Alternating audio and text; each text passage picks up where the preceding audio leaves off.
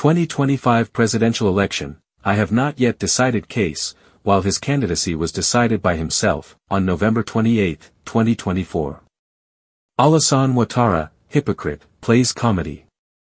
The Ivorian despot, Alassane Ouattara, is ostensibly playing the card of uncertainty regarding his candidacy for the 2025 presidential elections, while his followers flounder in embarrassing declarations, revealing a palpable unease within his clan.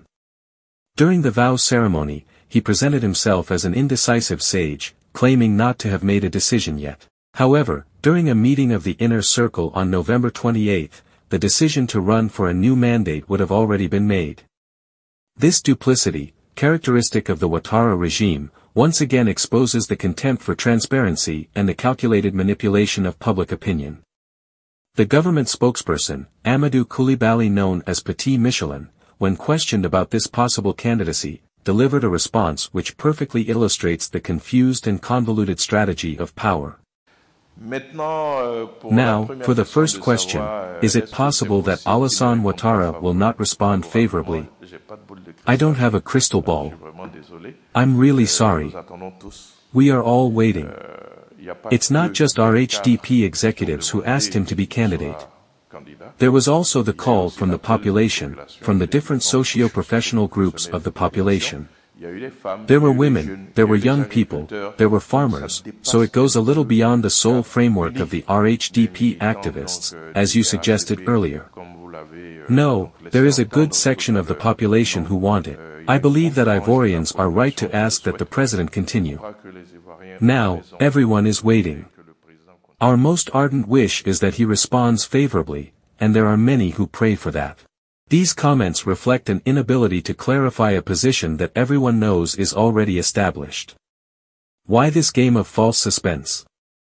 Why shelter behind supposed appeals from the people when the power machine is in motion to impose a candidacy that even the closest supporters consider risky? This staging is based on a well-established pattern, invoking the calls of the people to legitimize an unpopular decision. In reality, these calls are only an echo carefully orchestrated by circles close to power, incapable of masking their fear of a possible explosion of popular anger. Because, contrary to the seductive speeches, the Ivorians have not forgotten the traumas of 2020, when he won a controversial third term, crushing the protests of the opposition and civil society under repression. But in 2025, the context is different. The signs of weariness are everywhere. Social divisions are widening, the economic situation is alarming, and the multiple corruption scandals involving the Ouattara family are on everyone's lips. Calls for a new candidacy are much less spontaneous than we would like you to believe. Petit Michelin, faithful spokesperson for the regime, and other figures of the Ouattara clan, seem disoriented, trapped by an official discourse which no longer knows how to justify the unjustifiable. This constant hesitation reflects a simple reality: even within the RHDP, Alassane Ouattara's candidacy for 2025 is perceived as a perilous undertaking. I do what my boss taught me. Alassane Ouattara, that's what he teaches me that I do. In Côte d'Ivoire here, which First Lady has distributed rice, oil, school kits, more than Dominique Ouattara? It doesn't exist. That's what my mother Dominique Ouattara says, I do. It's the truth. People who love the people. Maybe Alassane Ouattara, in his former life, was a we. Because the way the Gary love their parents, that's how he is. So dear parents, if you want me to do better, let keep Alassane Ouattara continue. There is no better at the moment. I have not yet seen someone who can do more than him. May God give him health. May God give him health. And may God give you health too. So I would like to entrust his candidacy to you. The regime knows it is losing legitimacy. The propaganda machine struggles to mask the cracks of a power at the end of its cycle. Behind the rave declarations about the voices of the people lies a darker truth: the Ouattara clan is afraid.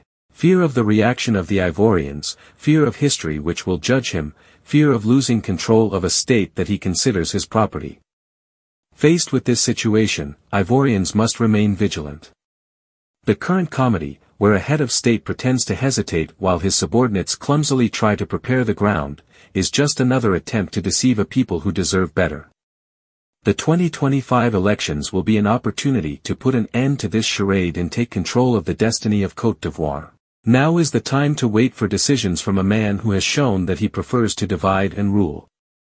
Now is the time to mobilize to build a credible alternative, driven by the values of unity, justice and sovereignty. The Ivorian people say no to the fourth term that Ouattara wants to impose on Côte d'Ivoire. Alassane Ouattara wants to seize state power and impose a lifetime presidency. After 15 years in office, enough is enough. We reject the monarchy of power. We reject the hijacking of democracy. We reject another crisis forced upon Ivorians. Côte d'Ivoire is not private property. The constitution must be respected. The people demand democratic change in 2025, and we will fight to achieve it. The tyrant Ouattara must go. This country belongs to 27 million Ivorians, not to one man and his inner circle. Stay mobilized. Resistance is building, and history will not forgive traitors to the people. Are you sure? What army are you talking about? Stop making fun of us. Stop bothering us. We didn't ask for anything. It's 2025. Don't make us talk. We don't want to talk too much. Digest the few days, the few months that remain, and then you clear the floor. That's what it's about. You're not even ashamed. A person who is the age of your grandson, Captain Ibrahim Traoré, looks at everything he has achieved in Burkina. How many factories has he built for the Burkinabe? He has distributed a lot of tractors to Burkinabe farmers. Today, the Burkinabe are eating until they have enough. He built the largest hospital in West Africa in his country. That's what we would like to understand.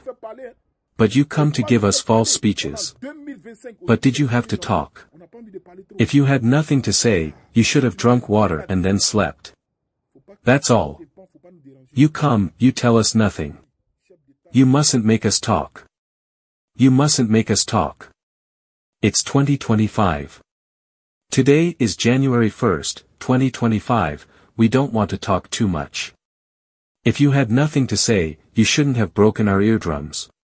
You mustn't disturb us. Impolite. Head of state, unconscious. Chris Yapi does not lie. Find Chris Yapi on his 2 YouTube channels, his Rumble channel, his TikTok, X, Instagram, VK and Threads accounts.